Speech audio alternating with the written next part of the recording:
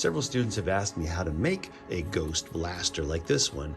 And one very clever student today suggested, hey, we should have these for our Caine's Arcade. You could make a game with that.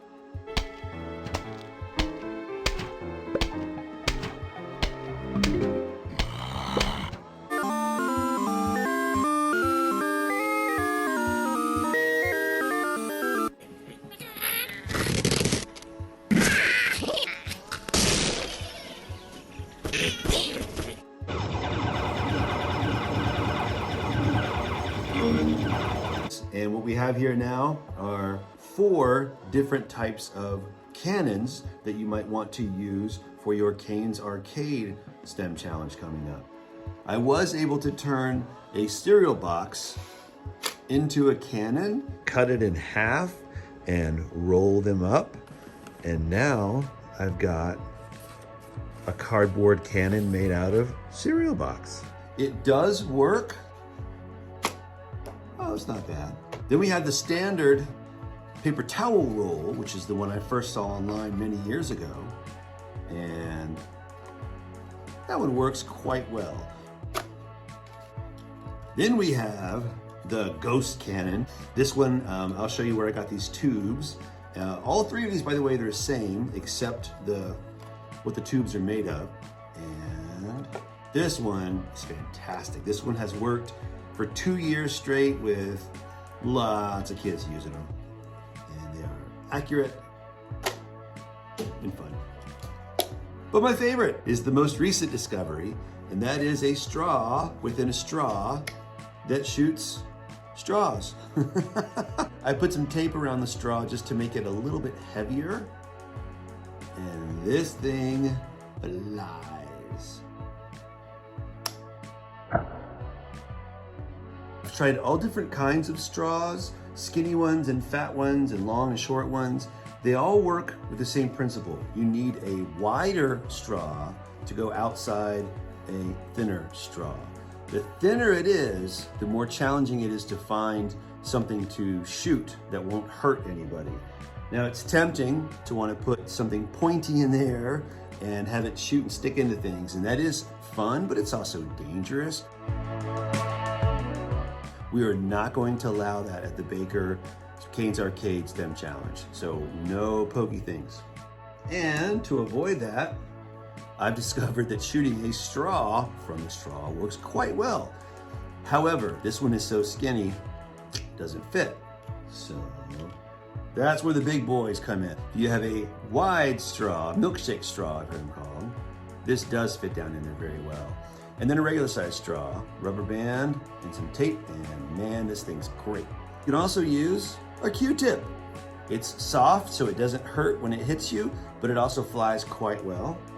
After 1 day of testing with 6 different classes trying these out, I'm very happy with our little straw mini cannon, especially like these clear straws, these boba straws or milkshake straws that are thick, but you can see inside what's happening, right? And I'm really happy with these little projectiles here. We put a Q-tip on the end and just taped it so it's soft, so it doesn't hurt when it hits you. And it's a gigantic straw on purpose because the little ones are so easy to lose. This one is big and easy to spot on the floor. An unexpected thing that happened is from the straw, pushing on the straw here, is it got frayed, so much so on this one, that thing is shredded. And I guess it's from these two pushing against each other with a lot of force. So to fix that, I just put a piece of green tape on this end and another piece of green tape on this end of the pink straw, so you can put the green on the green and make sure you're loading it correctly. Originally, I cut off the bendy part of the straw, but I realized it makes a really good grip. So I left it on this one, I'm very happy with that. And remember, when you pull, you want to pull down so that the pink straw goes down. And when it gets to the white line, that is plenty of power. If you go past that, it's gonna pop out and then you have to fix it. So how far down do you pull it? Till the white tape right there. Now there are lots of different ways to make this happen. I'm going to show you how I made mine. Beginning with the rubber bands, I've tried different sizes and different kinds, and they all work to different degrees. If you want to be consistent, I find these number 3, whatever that means, these work quite well, and so we'll be using that one today. You do want a good bit of wiggle room here between the straws. That's helpful. And wrap it around. But be careful, if you make this too fat, it won't fit in the big straw. But that seems to be a good size right there. Now I need to poke 2 holes in the bottom. In the bigger ones, we did 4 holes, but I've discovered with the straws, 2 holes works better. And I want to make sure I have room for grabbing this. So I'm going to put the holes a little further up. I don't want to use a hole punch here because the straw is so skinny, it'll just cut it in half. So just make a little hole. And then using another bigger pointy object like a pencil, you're just going to make it bigger. You only want it big enough for the rubber band to go through. I like to go ahead and cut the rubber band for the straws. Works better that way. And I'm going to need some help getting that through.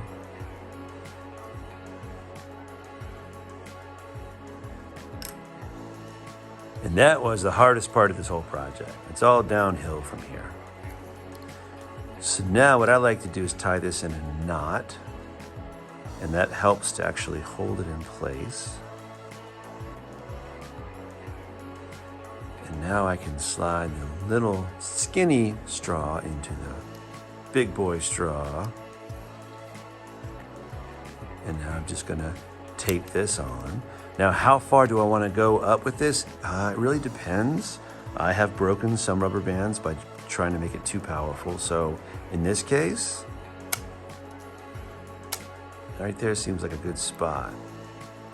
Just gonna tape that right on there. And I've got a cannon. Remember, no pointy things. They're dangerous.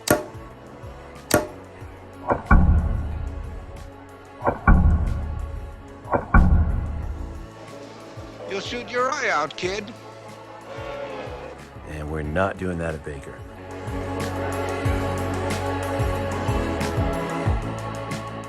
I'm gonna go with my little Q-tip there. And these things go so fast, so far. It's like magic, they disappear. So I'm gonna put some bright colored tape on there, partly to see it, but also to give it some weight. Oh, where'd it go?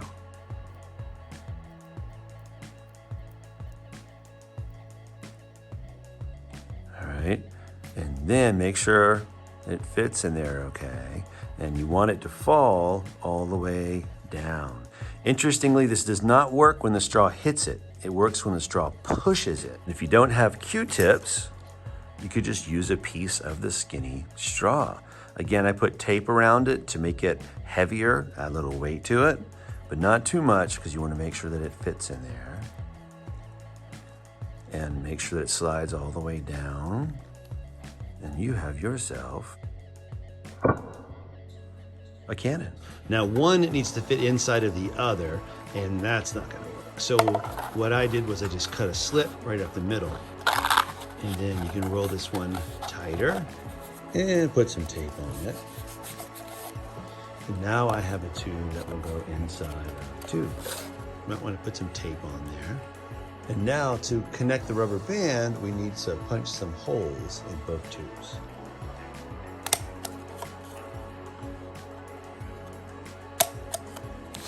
Make the holes a little bigger. And you want to make sure those holes line up on both sides. And we're just going to slide the rubber band all the way through. Choosing the right size rubber band is important. You can see this blue one here works the best. Wish I could tell you what size it is, I don't know. But don't worry if you don't have the exact right size. Here you can see this one is a red one and a pink one combined. And that's because I didn't have the blue one at that time. Really, any size rubber band will work as long as you have enough of them. So if I can't get this size, I can put these two together. And the way I do that is I just put one inside of the other, like this. Now I'm going to put one end of this rubber band through the other end of itself and pull it tight. When I first started making these years ago, I cut the rubber band, fed one end through all 4 of the holes, and then tied it back together again. But no matter how tightly I tied those together, they always pulled apart really easily. Fortunately, I discovered that if you just treat the rubber band as one string and then push it through all 4 holes and then connect it with a paper clip, it stays very strong and works very well. And then I just pull this one out and through here.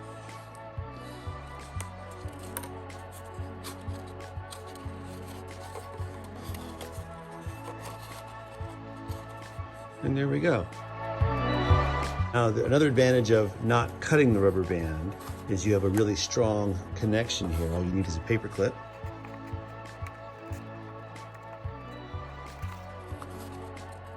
And then pull that through. I might put a piece of tape on here just to hold it in place. And now I have my working cannon. I like to put a little tab on there. So a little tape sticking out, and I'm gonna fold it over. So now I've got kind of a handle. Now I'd love to shoot a ping pong ball, but it just doesn't quite fit. And that's okay, because Caine's Arcade, we're supposed to use things we have around the house. So to make a little paper version, I just get a piece of paper.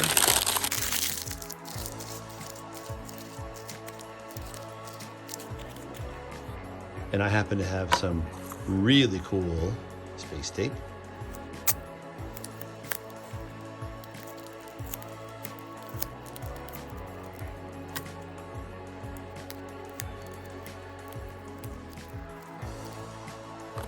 Beautiful.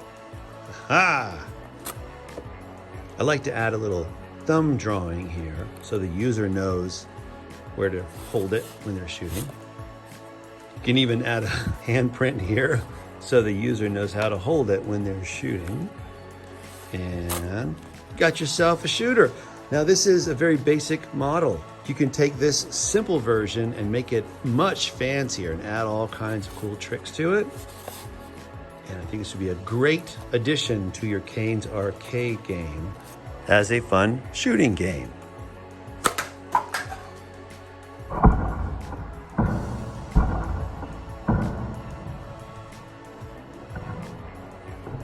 Just add a little tape at the top to match the ball so that the user sees where to put that.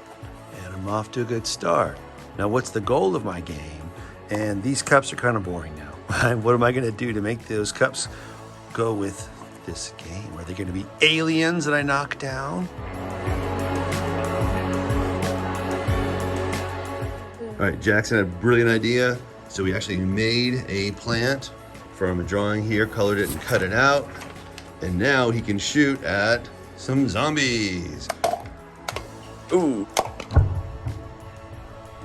This is your opportunity to decide what to do next with your Caine's Arcade shooting game, if you should choose to do one.